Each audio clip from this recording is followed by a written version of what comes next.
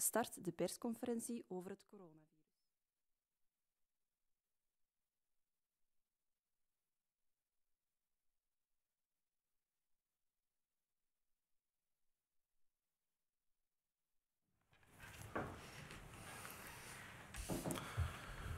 Goedemorgen, welkom op persconferentie op 16 november.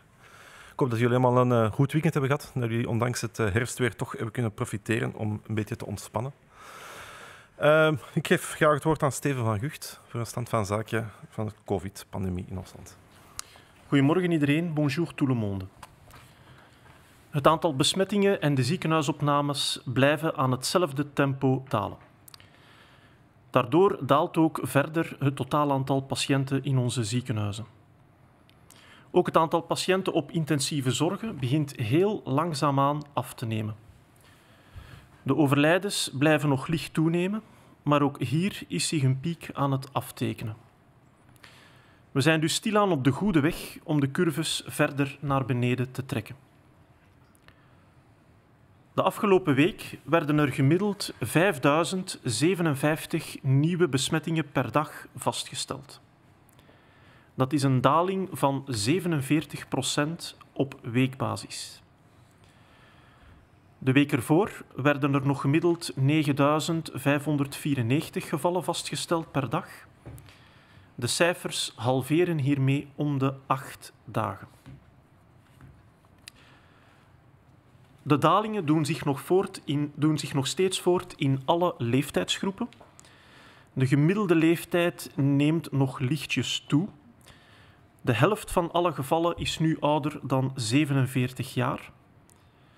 Het hoogste aantal gevallen vinden we terug bij de 40ers en de 50ers. Bij de 70-plussers zet de daling zich ook verder voort, al is die nu iets minder uitgesproken dan in de andere leeftijdsgroepen. De daling is het meest uitgesproken in Henegouwen en Luik, met min 55%. Henegouwen blijft wel de provincie met het hoogste aantal nieuwe besmettingen, namelijk gemiddeld 899 per dag, gevolgd door Luik en Oost-Vlaanderen met gemiddeld 708 en 607 nieuwe besmettingen per dag. De nieuwe ziekenhuisopnames gaan ook verder in dalende lijn en dit in alle provincies. Gemiddeld werden er de afgelopen week 463 nieuwe patiënten opgenomen met COVID. Dat is een daling van 22% op weekbasis. De week ervoor waren dat er gemiddeld nog 597 per dag. Gisteren werden er 294 nieuwe patiënten opgenomen met COVID. Het is ondertussen bijna 1 maand geleden dat we nog onder de 300 nieuwe opnames zaten. Weliswaar, gisteren was het een zondag en dan zien we klassiek ook minder opnames dan op een weekdag. De daling van de ziekenhuisopnames lijkt daarmee iets trager te gaan dan de daling van de besmettingen. De ziekenhuisopnames halveren om de 20 dagen, terwijl de besmettingscijfers om de 8 dagen halveren. Het is echter normaal dat het aantal ziekenhuisopnames met vertraging naar beneden gaat. In België liggen er nu 6.518 patiënten met COVID in het ziekenhuis. Dat is een kleine 1000 patiënten minder dan tijdens de piek op 3 november. Toen lagen er bijna 7500 patiënten in onze ziekenhuizen. Er liggen nu 1439 patiënten op intensieve zorgen en daarmee lijken we een plateaufase te hebben bereikt. De voorbije 12 dagen schommelde het aantal patiënten tussen de 1400 en de 1500. De laatste paar dagen is er een trage, maar gestage daling ingezet. De piek van de intensieve zorgenbezetting tijdens de tweede golf zal dus waarschijnlijk op maandag 9 november vallen met 1474 patiënten. De overlijdens blijven nog licht toenemen. Gemiddeld vielen er de afgelopen week elke dag 197 overlijdens per dag te betreuren. En dat is nog steeds een hele lichte toename van 7% op weekbasis. De week ervoor waren dat 184 overlijdens per dag. De piek van de overlijdens van de tweede golf zal zich waarschijnlijk aftekenen op vrijdag 6 november met 200 overlijdens op 1 dag. We zouden jullie graag vandaag ook nog wat bijkomende informatie willen geven over het profiel van de gehospitaliseerde patiënten met COVID tijdens deze opwaartse fase van de tweede golf, gaande van 31 augustus tot 3 november. Het profiel van de gehospitaliseerde COVID-patiënt blijft vrij gelijkaardig aan dat van de eerste golf. Het gaat typisch om mensen van in de 50 tot 80, maar verhoudingsgewijs worden er opvallend minder bewoners uit woonzorgcentra of zorgpersoneel opgenomen. Net als in de eerste golf is de helft van de patiënten ouder dan 70 jaar. Het gaat nog steeds om iets meer mannen dan vrouwen, meer specifiek 54,4%. Bij de patiënten ouder dan 65 jaar kwam 14,5% uit een woonzorgcentrum. Tijdens de eerste golf was dat 25%. Dat is dus aanzienlijk minder. Er werden ook opvallend minder zorgverleners opgenomen, namelijk 1,6% tegenover 7% in de eerste golf. Waarschijnlijk heeft dat te maken omdat ons verzorgend personeel ons medisch personeel meer vertrouwd is met het virus, met de voorzorgsmaatregelen, meer ervaring heeft en ook de betere beschikbaarheid van beschermingsmateriaal. 71% van de gehospitaliseerde COVID-patiënten had ten minste 1 onderliggend gezondheidsprobleem. Dat wil dus wel zeggen dat bijna 30% geen enkele onderliggende aandoening had. Wanneer we specifiek kijken naar de patiënten die op intensieve zorgen terechtkomen, zien we ook hier dat het profiel van de patiënten op intensieve zorgen voor een groot stuk vergelijkbaar is met de patiënten die opgenomen werden op intensieve zorgen in de eerste golf. De typische patiënt op intensieve zorgen is een man van in de 60.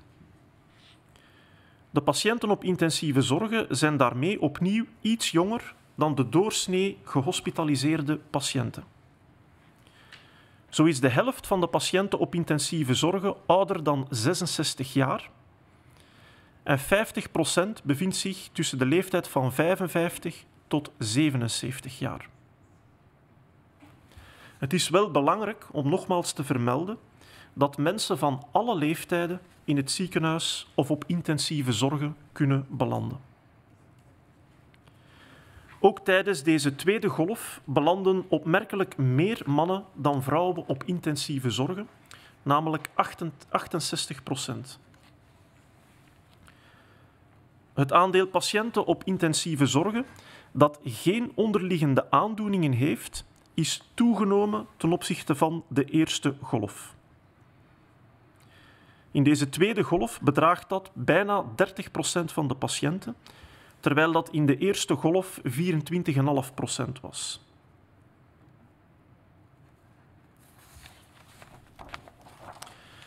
Deze gegevens geven ons een eerste beeld van het profiel van de patiënten in de ziekenhuizen tijdens deze eerste helft van de tweede golf. Het is pas wanneer deze tweede golf volledig achter ons zal liggen dat we een volledige vergelijking zullen kunnen maken. En tenslotte nog een belangrijke boodschap betreft Sinterklaas. We kunnen alle kinderen geruststellen.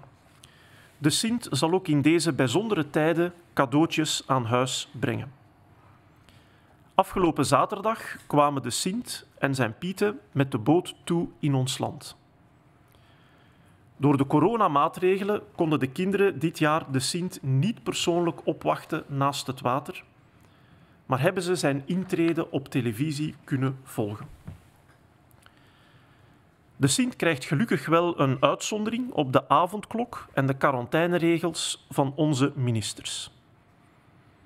Toch zullen ook de Sint en zijn Pieten erg voorzichtig moeten zijn tijdens hun verblijf in ons land en de coronamaatregelen opvolgen. Ze zullen afstand houden, een mondmasker dragen en vaak hun handen wassen. De Sint zal misschien niet alleen thuis, maar ook bij oma en opa, bij Meter en Peter, een cadeau brengen voor de kinderen. Ze hebben hun oogappels de afgelopen maanden erg gemist en we begrijpen dan ook dat zij hen graag een plezier willen doen met een cadeautje van de Sint. Het is weliswaar belangrijk om dat op een veilige manier te doen.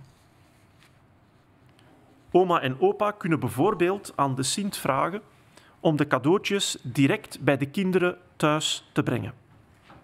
Dat is het veiligst. Als grootouders de cadeautjes toch zelf willen bezorgen aan hun kleinkinderen, dan is het best om dit buiten te doen, in de open lucht, en daarbij een veilige afstand van 1,5 meter te respecteren. En draag best ook een mondmasker. Dank u wel.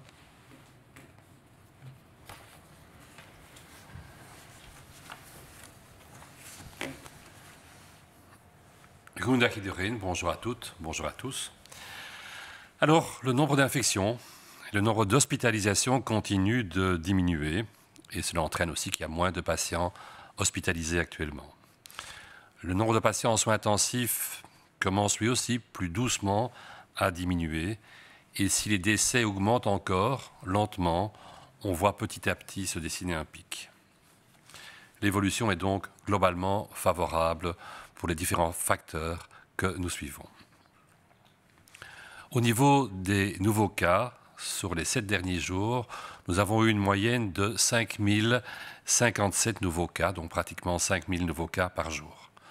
Ceci correspond toujours à une diminution marquée, puisque de l'ordre de 47% de moins que ce qu'on avait eu par rapport à la semaine précédente. Et il faut souligner qu'à ce moment-là, nous avions encore en moyenne 9594 cas par jour.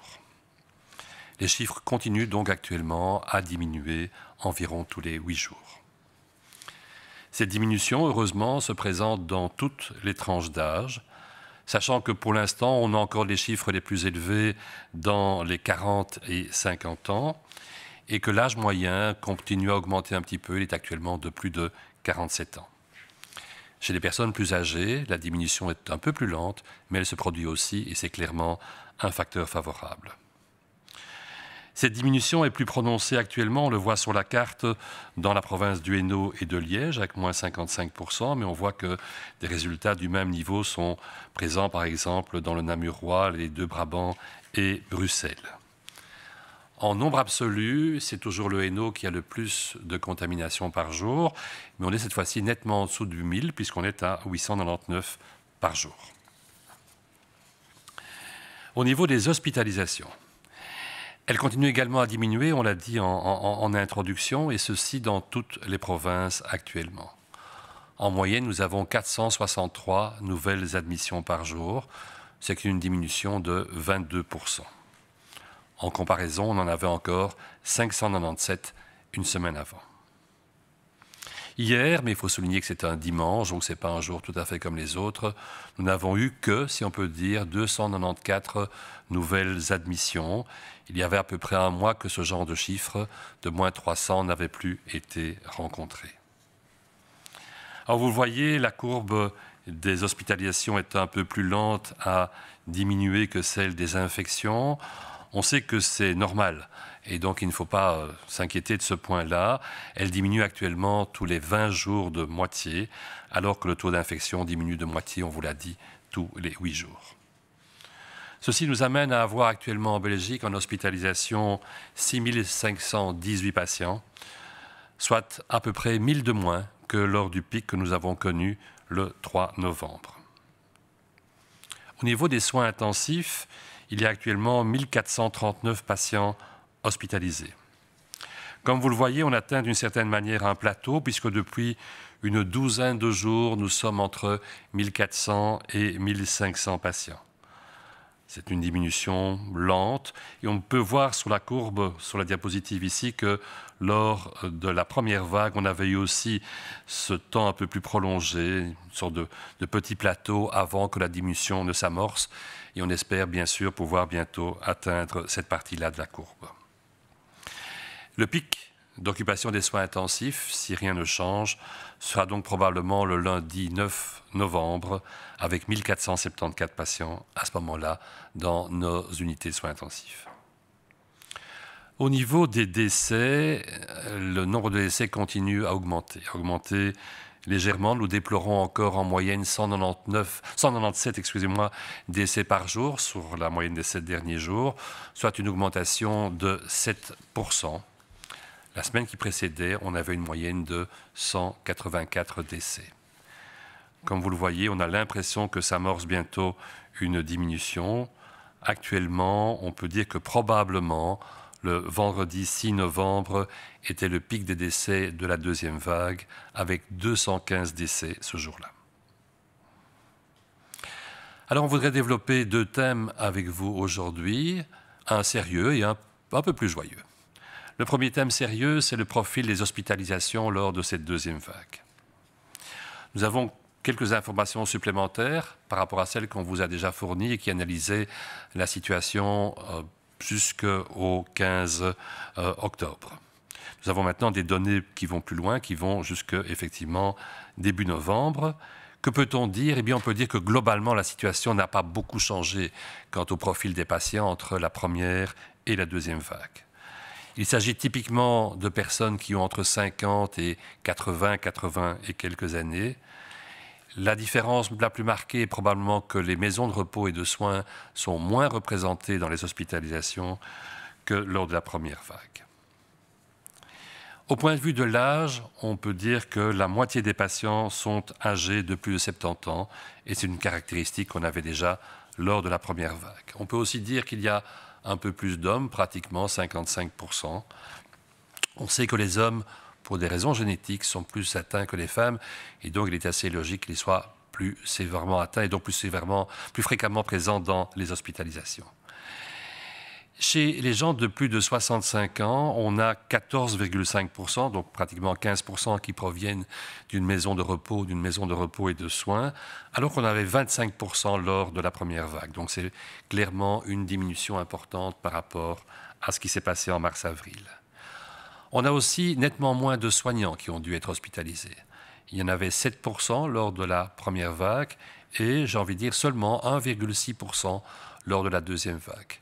Ceci est probablement lié au fait que, d'une part, on a acquis une autre expérience de la maladie, de sa transmission, un meilleur emploi des moyens de précaution et que, surtout, les moyens de précaution adéquats étaient maintenant largement disponibles et donc bien employés. Si 71% des patients hospitalisés avaient au moins une de ces fameuses comorbidités qu'on vous a déjà largement détaillées, il faut aussi dire que donc 30% n'en avaient pas. Cela souligne l'importance de faire attention, quel que soit votre état de santé préalable. Et ceci va être renforcé par les données de soins intensifs qui sont également très comparables à celles de la première vague. Le patient typique de soins intensifs est actuellement un homme dans la soixantaine. Les patients en soins intensifs étaient déjà lors de la première vague plus jeunes que la moyenne d'âge des patients hospitalisés. Ceci se retrouve lors de la deuxième vague. La moitié des patients de soins intensifs ont ainsi plus de 66 ans. Mais une autre manière de voir les données est peut-être plus intéressante, plus interpellante et vous parlera mieux. C'est de se dire que actuellement, 50% d'entre eux ont entre 55 et 77 ans, donc des gens qui sont encore dans la force de l'âge et qui travaillent, ou qui sont des relativement jeunes retraités. Tout le monde peut être touché par le virus, tout le monde peut être conduit à être hospitalisé, et tout le monde peut être conduit à se faire un séjour en soins intensifs. On l'a dit, les hommes pour des raisons génétiques, sont plus fréquemment touchés de manière sévère par la pathologie et ils sont plus représentés en soins intensifs. À peu près 2/3 des hospitalisations, 68% en l'occurrence, sont des hommes à ce niveau-là. Ici aussi, 30% n'avaient pas de facteurs favorisants et donc, à nouveau, tapons sur le clou. Tout le monde peut faire une infection grave, même s'il est en bonne santé, par ailleurs, au préalable. Ces données nous donnent une première idée du profil des patients.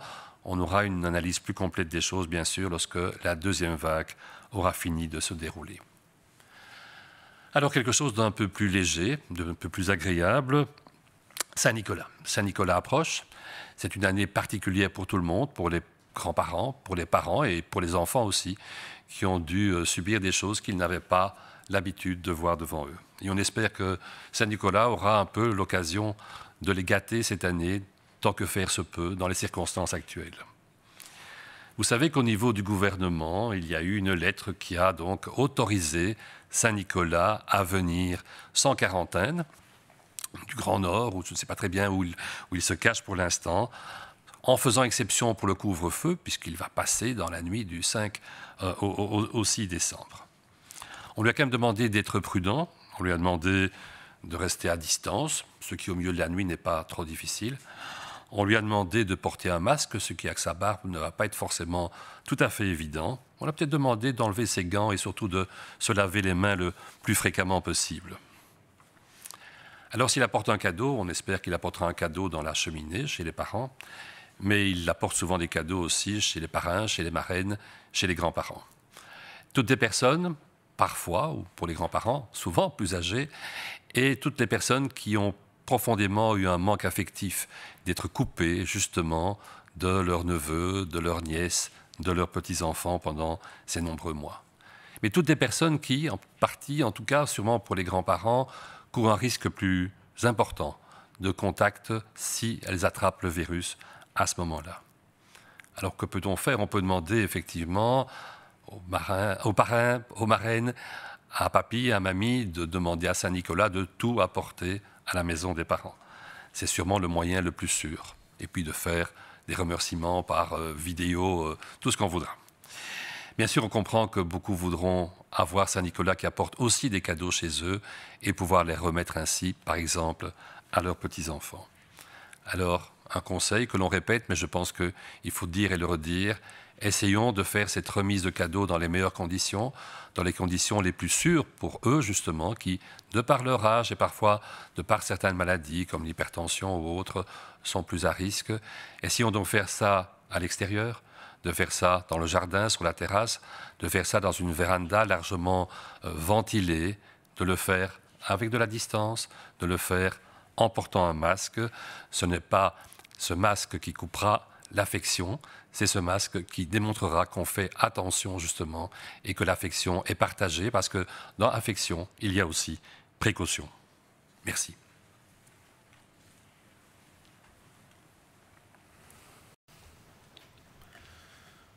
Goedemorgen. In veel gezinnen met kinderen zal het deze morgen misschien terug een beetje hectisch zijn geweest. Zoeken naar de nieuwe routines.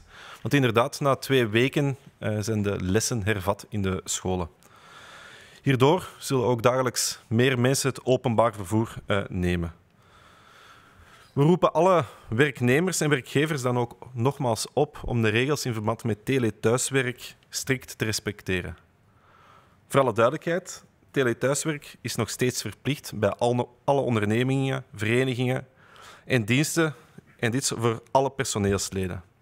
Tenzij dit uiteraard onmogelijk is omwille van de aard van de activiteit of omwille van de continuïteit van de activiteit of de dienstverlening.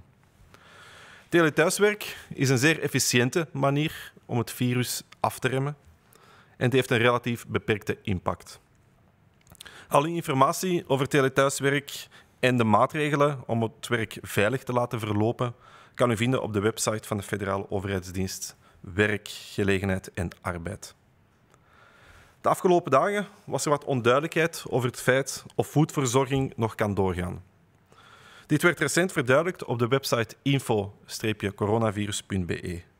Voedselverzorging door podologen en niet uitstelbare voedverzorging om medische redenen door andere professionelen dan podologen mogen nog steeds worden uitgevoerd.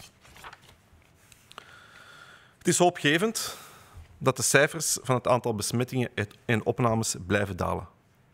We mogen echter niet uit het oog verliezen dat de situatie in de zorg en in de medische sector nog steeds heel zwaar is. Maar we zijn met z'n allen op de goede weg, maar het zal nog een lange weg worden. Het is belangrijk dat we elkaar de komende weken blijven steunen. Het is hartverwarmend om vast te stellen dat er veel solidariteitsacties ontstaan. Acties zoals de Warmste Week of Zorg voor Licht, maar ook spontane lokale initiatieven zorgen in deze vreemde periode voor de nodige samenhorigheid en solidariteit. Een eenvoudig lichtje, telefoontje, kaartje betekenen heel veel in deze moeilijke periode. Laat elkaar niet los, ook al moet je afstand bewaren. Met een team van 11 miljoen zal het ons lukken om door deze moeilijke periode te geraken. En krijgen we samen het virus klein. Dank u wel en prettige werkweek en schoolweek.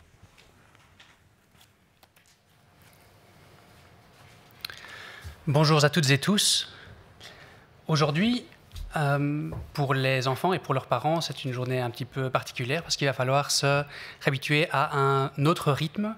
Les cours reprennent dans le fondamental. Dans le secondaire, ils reprennent, mais partiellement. Cela a aussi pour conséquence que la fréquentation des transports en commun va augmenter. Les sociétés de transports en commun ont d'ores et déjà pris des mesures pour adapter leur offre à la situation. D'autres de nos activités ont des conséquences sur les transports en commun et c'est bien sûr le cas de nos activités professionnelles. Nous appelons donc une fois encore tous les employeurs et employés à respecter strictement les règles concernant le télétravail, notamment pour ne pas peser sur la fréquentation des transports en commun, la fréquentation dans les gares, dans les arrêts de métro, etc. On le rappelle, le télétravail est obligatoire dans toutes les entreprises, associations et services pour tous les membres du personnel, sauf bien sûr si cela s'avère impossible en raison de la nature de la fonction des personnes concernées. Le télétravail est une mesure efficace dans la lutte contre le virus et il peut être mis en place relativement aisément et sans grandes conséquences sur l'activité de certaines entreprises. Pour toutes vos questions sur les règles applicables dans le monde du travail, que ce soit le télétravail ou que ce soit les règles applicables sur le lieu de travail, on vous conseille vivement de passer sur le site du SPF Emploi, donc c'est emploi.belgique.be. Un autre sujet qu'on voulait aborder aujourd'hui, c'est peut-être un point de détail pour certains, mais ces derniers jours, il y a eu une certaine incertitude et de nombreuses questions quant aux soins de pédicure médicale. Ça peut paraître anecdotique, mais pour d'autres, et on pense notamment aux diabétiques, cela relève de soins essentiels. Parce qu'un flou relatif subsistait dans ce domaine, nous avons clarifié la question sur le site web info-coronavirus.be. Ces soins spécifiques peuvent être effectués, même si cela implique des contacts, et ils peuvent être effectués tant par des podologues que par d'autres professionnels, et on pense notamment aux pédicures médicales. Il faut bien sûr que ces soins répondent à une nécessité médicale et que ces soins ne puissent être reportés pour le moment. Il est encourageant de constater que le nombre de contaminations et d'hospitalisations continue de baisser. Nous sommes sur la bonne voie, mais cette voie est encore longue. Nous devons rester mobilisés. Il est important aussi que nous continuions à nous soutenir mutuellement au cours de ces prochaines semaines. Il est donc assez réconfortant de constater les nombreuses actions de solidarité qui voient le jour, tant collectives qu'individuelles, que locales. Elles apportent ce surplus de solidarité bienvenu et nécessaire en cette étrange période. Donc, une lumière à la fenêtre, passer un appel téléphonique à un proche, envoyer un message, commander auprès d'un restaurant ou d'un commerce de sa ville. Ce sont des petits gestes, mais qui signifient beaucoup. Donc ne relâchons pas notre mobilisation, que ce soit dans le respect des règles ou dans nos contacts avec les autres, malgré la distance physique. Merci. Nous n'avons pas reçu de questions aujourd'hui, donc il me reste à vous souhaiter une bonne semaine à l'école, une bonne semaine à la maison, une bonne semaine au travail. Et on se retrouve mercredi pour le prochain Point Presse. Merci.